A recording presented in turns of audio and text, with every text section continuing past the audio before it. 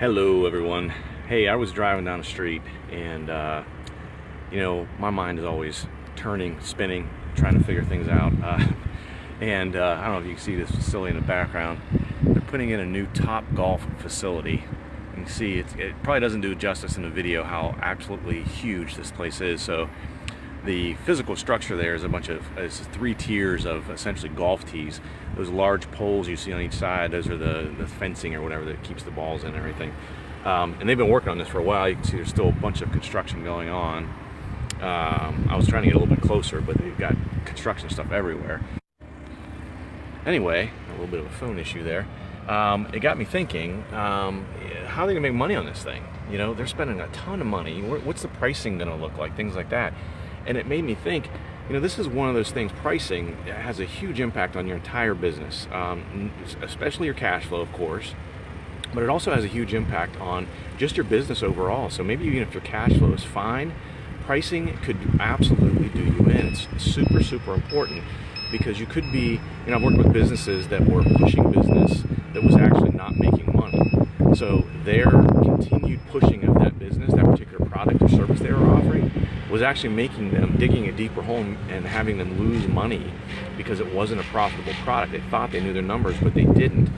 Some of the common things I see that people do that are mistakes is they use a cost plus, what they call a cost plus for their pricing. So they can determine their costs and then they add a margin onto it.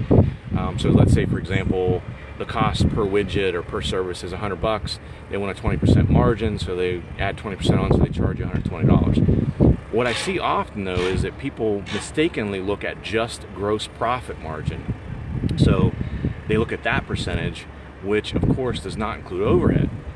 So just for those maybe unaware, so gross profit is essentially your sales or your revenue minus all of the costs associated with making those sales. So if you make widgets, it's the cost of the labor and materials to put those widgets together, for example.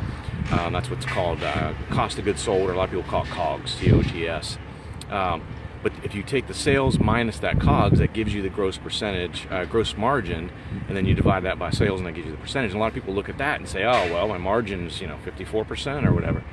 But they haven't taken into account their overhead. So overhead is all the administrative things, your marketing, your front office people, your rent, your utilities, vehicle expense, perhaps, things like that. So I worked with one company. They had their gross margin percentage was almost 60%, and he said, I don't understand why I'm losing money.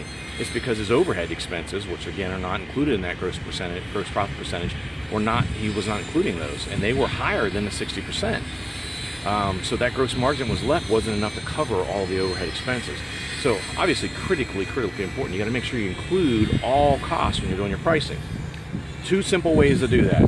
Two very simple ways. Number 1, look at your P&L, look at your income statement, look at your expense lines.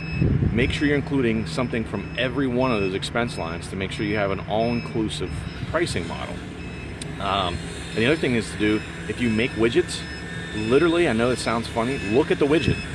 Look at the coffee mug, look at the whatever it is you make, and think of all the things that go into producing that.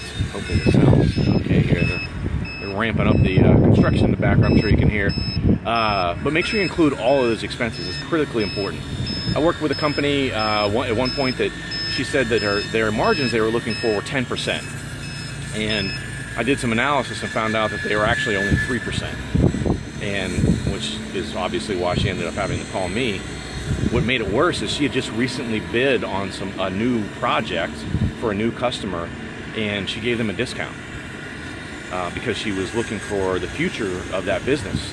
So she was trying to have them get their foot in the door and get her foot in the door with them, with the anticipation there'd be a lot more business coming forward. Well, she was actually losing money on that because she had given them a discount and her margin was only 3% to begin with. So she was losing money. So we had to renegotiate things, and it was a big mess.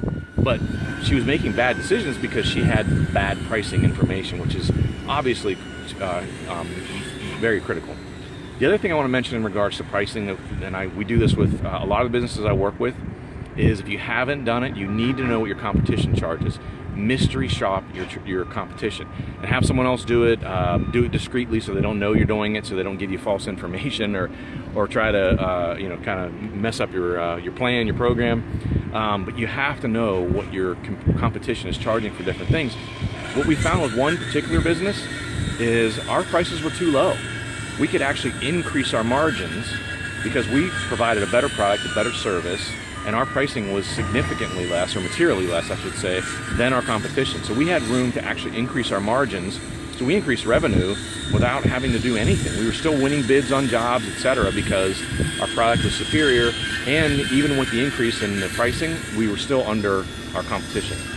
So just wanted to see, like I said, I saw this giant facility coming up, made me think of pricing, and wanted to hop on here and give you guys a couple of things off the top of my head here to help with not only your cash flow and things like that, but pricing, again, impacts everything in your entire business. So that's it for today. Thanks for watching, guys. We'll talk again soon. See ya.